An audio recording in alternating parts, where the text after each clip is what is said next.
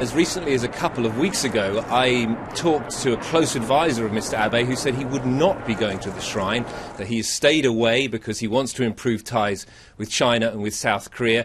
Here we are 2 weeks later on the first anniversary. Today is the first anniversary of him becoming Prime Minister last year, so it's a symbolic day for him.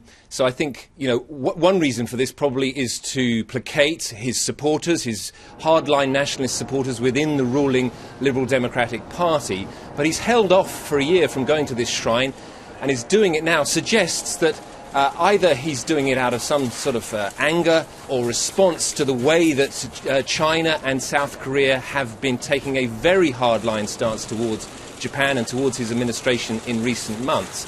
And it shows that perhaps that he doesn't have any hope of improving relations with Beijing or with Seoul. Firstly, this shrine is run by a private organisation that has a very right-wing, nationalist, revisionist view of history. There is a museum attached to this shrine that has the most astonishing version of 20th century history that I've ever seen.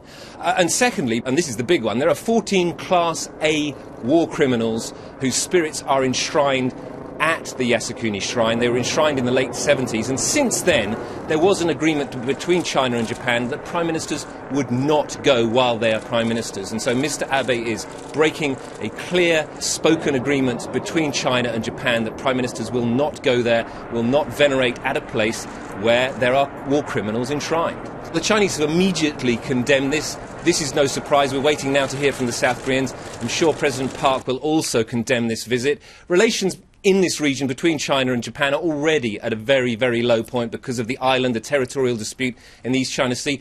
This, quite frankly, is just going to make it a lot worse.